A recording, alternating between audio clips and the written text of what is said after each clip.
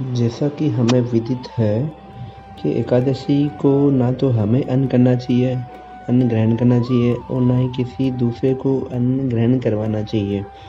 दोनों ही स्थितियों में बड़ा पाप लगता है।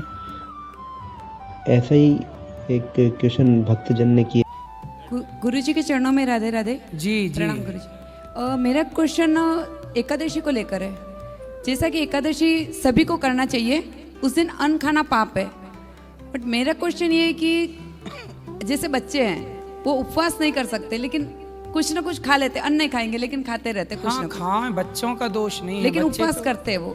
फल खाएं बिल्कुल। जो मेरा सवाल ये है, अगर उस दिन हमारे घर पे मेहमान आ जाते हैं, अभी उनको तो हमें अन्न खिलाना, तो वो दोष तो हमें लगेगा नहीं, उनको भी फलाहार कराओ ना।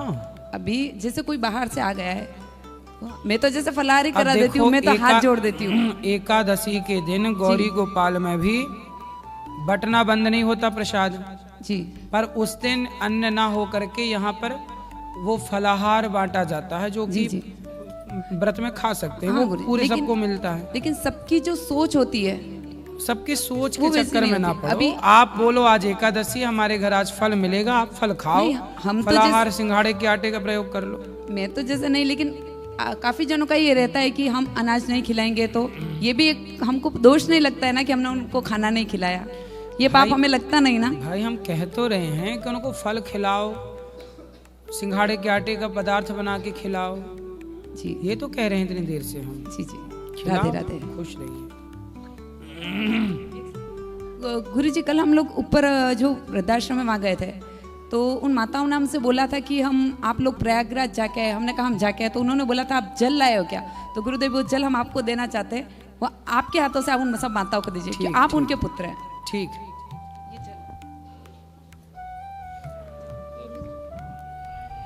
गुरुदेव राधे राधे। जी मैया। गुरुजी, आपसे एक प्रश्न है।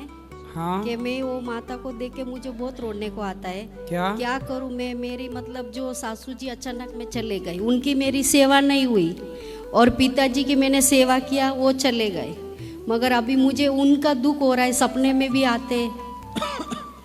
कौन तो आता है सपने में? मेरी वो जो सासू जी अचानक में चले गए।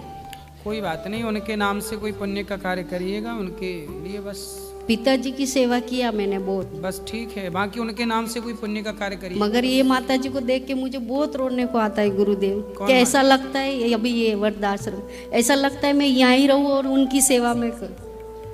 ठीक है, आते रहिएगा, सेवा करते रहिएगा। राधे राधे।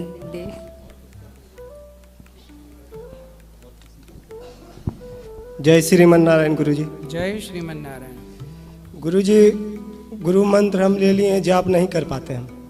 जितना कर सको उतना कर लो। क्यों नहीं कर पाते? कर नहीं पाते हैं। काम सुबह 5 बजे जग जाते हैं, जगने के बाद नहाने धोने लगते हैं और सब खाना बनाते हैं, बोरी का काम करते हैं। ठीक है, काम करते हुए नाम भीतर चलता रहे श्रीमन नारायण। वैसे तो श्रीमन नारायण जपते हैं सब। बस यही पूजा है, यही पाठ है। भगवान के बन कर के काम करना, यही संबंध जुड़ना ही तो भक्ति है। गुरुजी, एक सवाल और है कि ओम कृष्णाय वासुदेवाय हरे परमात्मने प्रणतः क्लेशनाशाय गोविंदाय नमो नमः, ये मंत्र कभी भी जाप कर सकते हैं?